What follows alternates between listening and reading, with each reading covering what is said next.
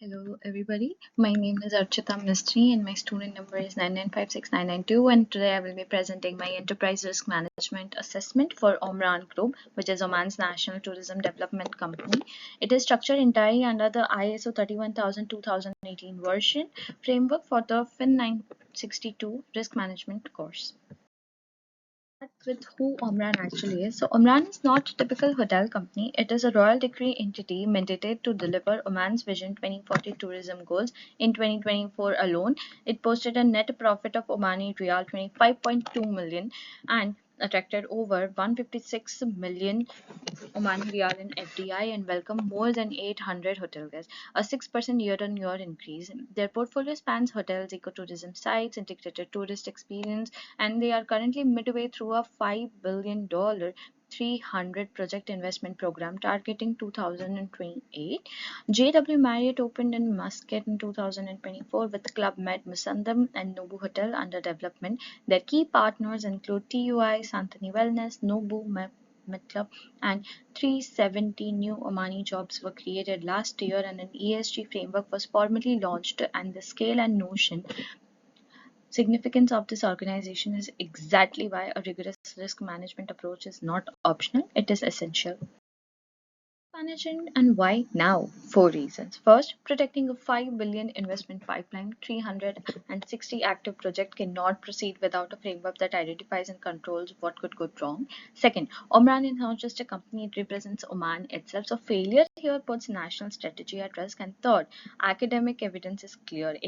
Al-Amiri and Davidson's research demonstrate that firms with a proper ERM framework can earn 18% better returns on equity and show greater resilience during financial crisis. And this is not a theoretical benefit, it is a measurable competitive advantage. And last but not the least, Oman attracted 156 million Omani Riyal in FDI in 2024, and foreign investors will only commit capital to organizations that can demonstrate that they have a safety net, not quite literally an investment attraction tool. Applied here is ISO 31000, the 2018 version, structured across three interconnected pillars: principles, framework, and processes. The principles demand an integrated, comprehensive, customized approach. For Omran, this means the framework is not generic, it is built around Oman's tourism context, its sovereign ownership structure, and its specific project pipeline. The framework pillar is critical.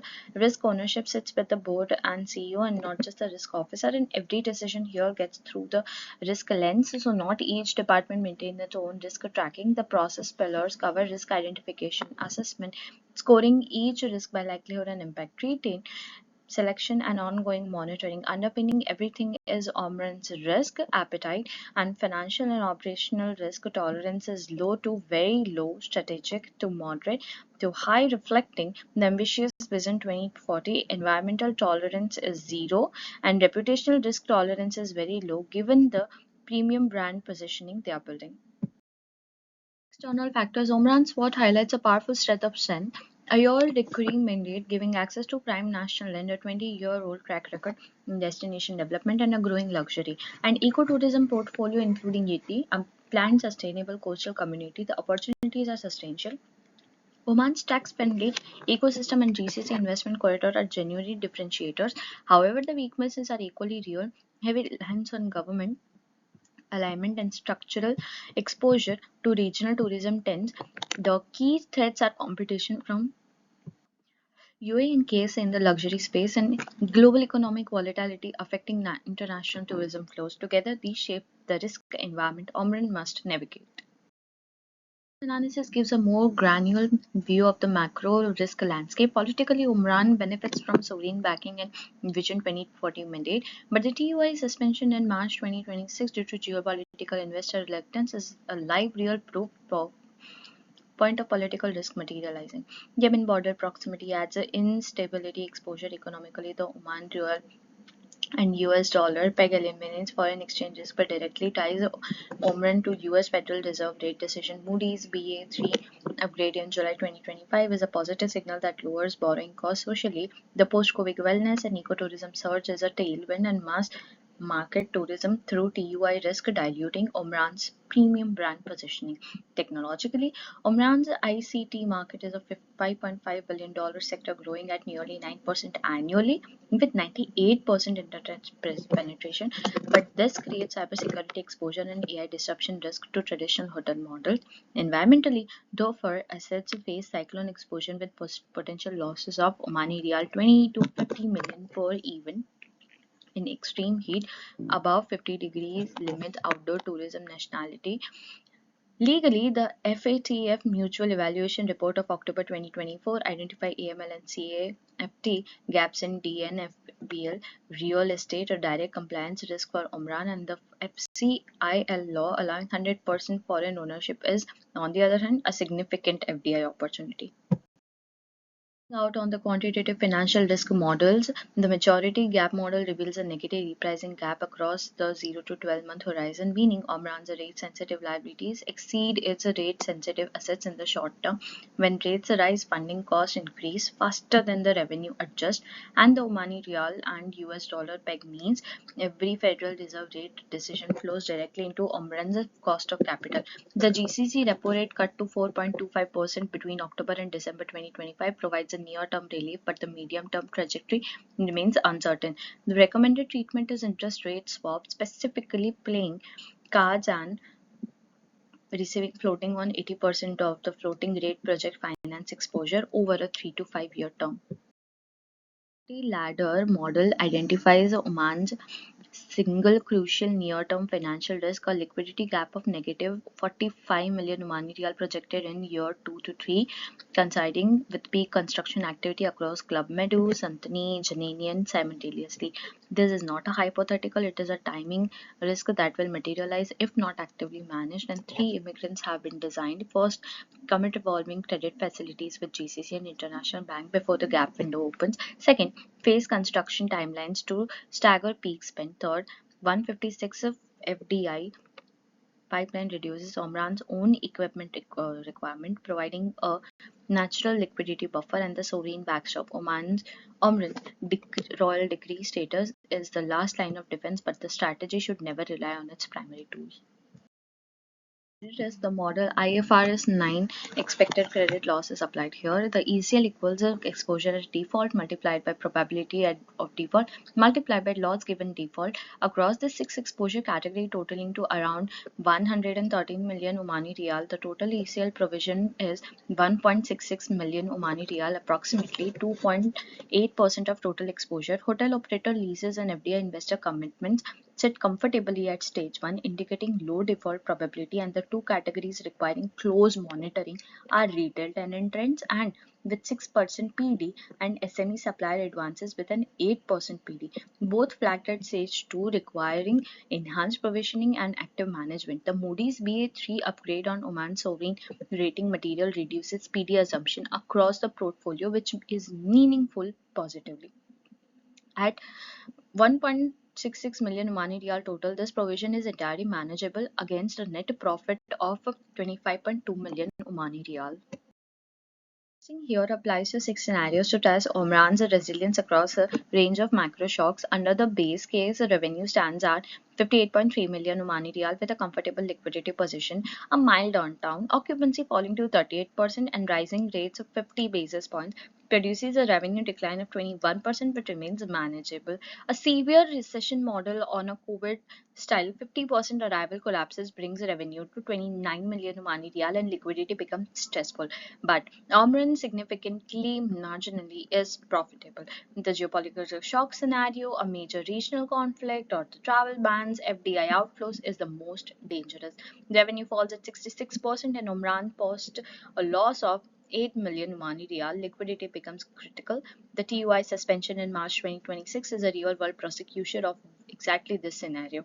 Now, the reverse test is also intrusive. Omran breaks approximately at 43% revenue retention, equivalent to about 90% occupancy, and cyber attack and climate event scenarios remain manageable with the BCP and insurance in place.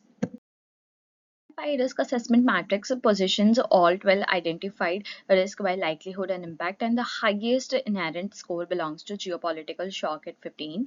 Landing in a critical zone, FI risk sits at score 12. Interest rate, liquidity gap, cybersecurity, environmental, reputational risk, and other all are rated high.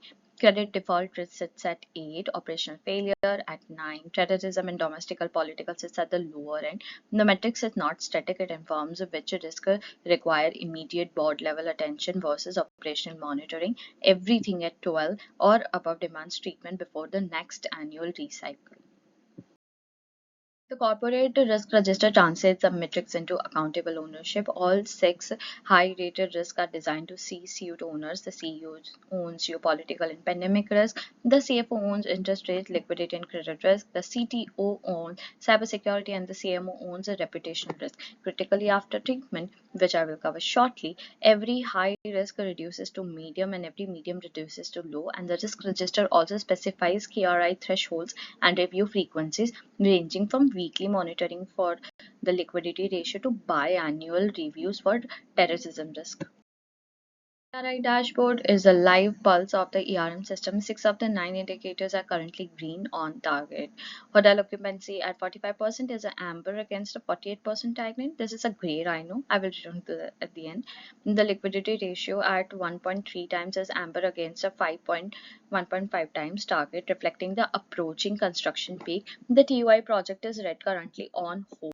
The FDI inflow and the cyber security incidents, Omanization rate, ESG framework are all green. The dashboard gives us the green page view of how and where Omran stands at any point of time. Stand risk categories, a few deserve particular emphasis, and the market risk is primarily the Oman Rial and US dollar peg plus euro and pound exposure from Club Medu and TUI. Legal risk centers on the FATF MER gaps identified in October 2024. This requires an AML officer appointment and DNBF compliance program. Political and geopolitical risk is live. TUI suspension is not a hypothetical situation. Reputation risk is subtle but serious. The TUI mass tourism model could erode Oman's premium brand, which is Omran's core differentiator for attracting high value visitors. Environmental risk is not just physical, carbon pricing transition and ESG obligations are growing compliance requirements, and the technology risk is amplified by 98% internet penetration, creating an expanding attack surface across Guluba, booking platform, and property management systems. Address the financial risk quantitatively, a five instrument derivative strategy has been designed, used strictly for hedging, never speculation. The most significant instrument is the interest rate swap. Pay fixed, receive floating on 80% of floating rate project finance over a 3 to 5 year term, directly neutralizing the maturity gap exposure identified earlier. For Club Med, royalties and fees, a Euro Man Real forward contract locks the exchange rate on a 12-month rolling basis at 100% hedge ratio, and for TUI contracts, if and when reinstated, a pound real forward at 75% provides partial certainty, and equity put option on the planned 1.4% TUI stake provides a downside protection, and a Brent crude linked energy price swap at 50% hedge ratio manages hotel energy cost volatility, and all instruments are governed by ISDA master agreements. 31,000 requires us to take a look beyond the probable. Four black swans have been identified and a tail risk that low probability but catastrophic in impact. A novel pandemic causing 60% plus revenue collapse, state of firmness closure, halting all inbound tourism, rapid AI disruption, making the hotel-centric model obsolete. A state-sponsored cyber attack on Oman's digital infrastructure. Four grey rhinos have been identified here. These are the more dangerous ones because they are invisible and yet inadequately addressed. Middle East escalation is live. TUI suspension is the signal. Occupancy gap at 45% versus the 63.6% Middle East average has persisted since 2020, 2012 without resolution, and coastal degradation from rising sea temperature in accelerating, and cybersecurity underinvestment across an expanding digital portfolio is a slow risk that is already growing. Continuity plan is structured across four phases: prevention, response, recovery, and restoration. Recovery time objectives are clearly defined by criticality. Now, guest safety and emergency response is immediate hotel reservations, and front offices system must be restored within 12 hours, and the IT core systems and cyber security within 4 hours, the financial systems within 24 hours, and construction project management within 48 hours. Marketing and digital platforms are given you the flexibility within 72 hours, and the tiered structure ensures that the most guest facing and revenue critical systems are prioritized while operational recovery follows in sequence.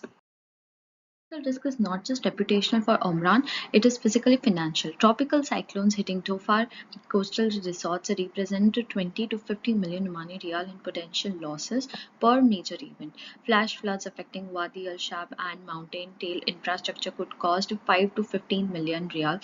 Extreme heat above 50 degrees compresses the outside tourism season, reducing revenue by 2 to 5 million Omani Riyal per year.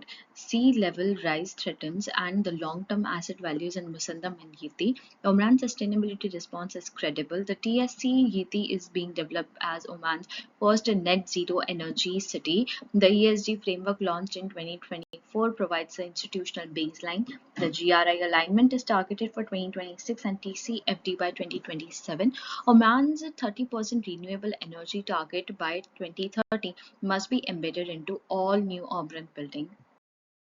ISO 31000 explicitly recognizes that risk includes upside as well as downside. 8 strategic opportunities have been identified and 3 are rated critical: luxury, wellness, tourism, where Santini and Nobu partnerships deliver 3 to 5 per times the revenue per of standard hotel guests. The GCC Unified Tourist Visa, which opens a 103 country corridor and targets 11.7 million arrivals by 2040, and ecotourism positioning across Ras Al Shajar, Wadi Al Saib, Majlis, and Al Jinn. 5 high priority opportunities include digital tourism and the 31 billion FDI pipeline supported by the Moody's upgrade, charter flights, and sports tourism, including the Ironman World Series 5-year deal, agri-tourism and heritage through Janine Salala, and medical wellness tourism via Santini's health offering.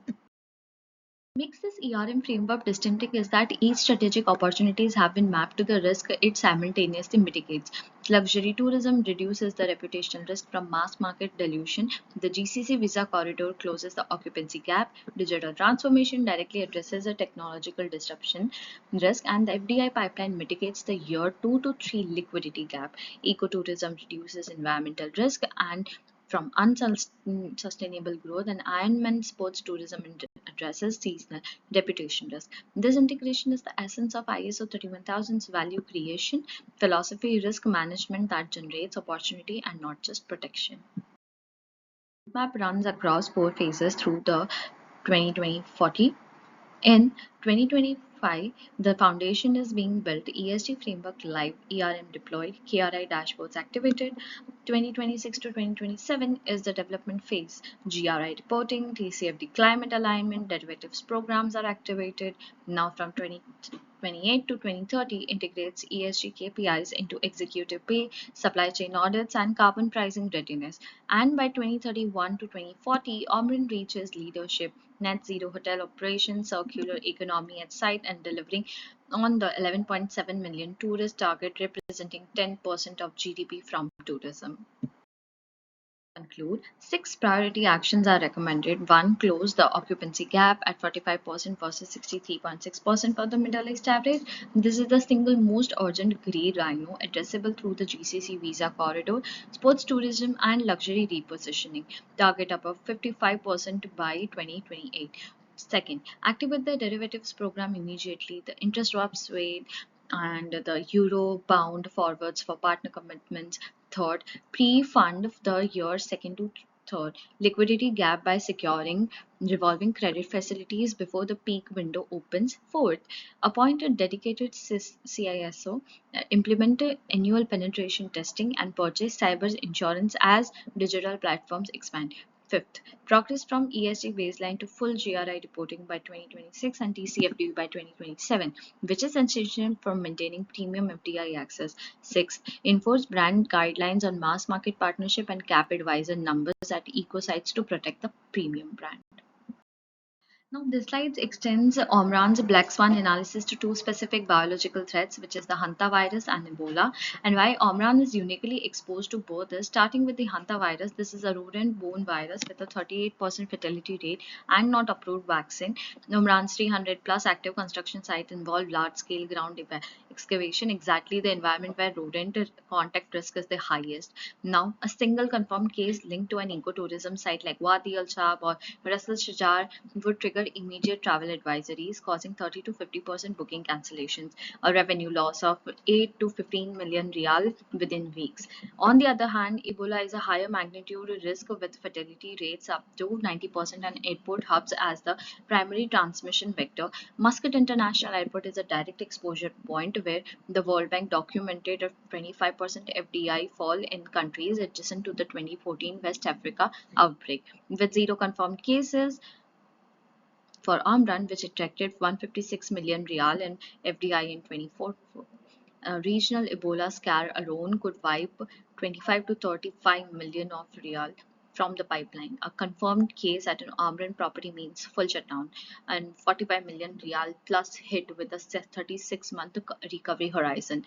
The treatment strategy applies to all four ISO 31000 options: avoid through WHO, rodent control, and IHR health screening, transfer through parametric insurance that autopays and WHO PHEIC declaration, and reduce through a dedicated 90-day pandemic liquidity reserve and the BCP biological event protocol, and retain the IPC officer deployed across properties.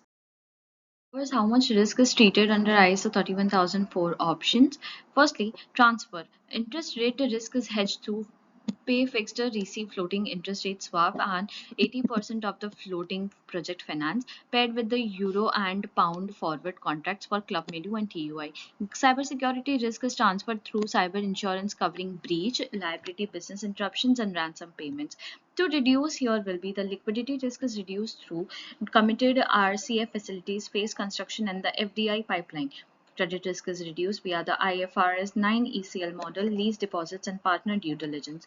Reputation risk is reduced through strict brand guidelines on mass market partnership and visitor cap at ecosites.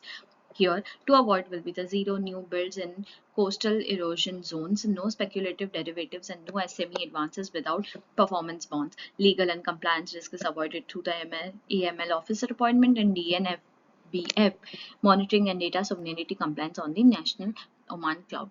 Terrorism and domestic political risk are consciously retained. The GTI score for Oman is near zero, meaning the cost of transferring these risks outweighs the expected loss. So sovereign backing provides a natural political hedge.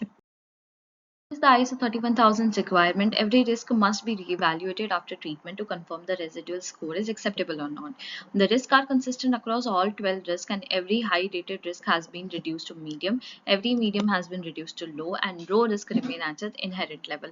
The standout reductions are geopolitical risk drops 40% from the score of 15 to 9, and the only critical risk now brought into the medium band, interest rate, liquidity, cybersecurity, climate risk, all drop at 50% from 12 to 6 because the treatment instruments directly neutralizes the financial exposure. Reputational risk shows only a 33% reduction. Now it is the most resistant because the brand damage once done is hard to reverse quickly, as the TUI situation demonstrates. ESG violations shows the largest reduction at 67%, reflecting the strength of Omran's zero tolerance policy. At portfolio level, the average inherent score across all 12 risks is 9.9, and after treatment it falls to 5.2, a nearly 48% reduction in aggregate risk exposure. That number is quantified value of this entire ERM framework and not just compliance, but a measurable halving of Omran's risk profile, protecting the 55 billion investment program and the Vision 2040 mandate. These are all the sources and the references taken into consideration while making this presentation, with the Excel mentioned at the end. Thank you much for holding this long. I appreciate you. Happy to take any questions.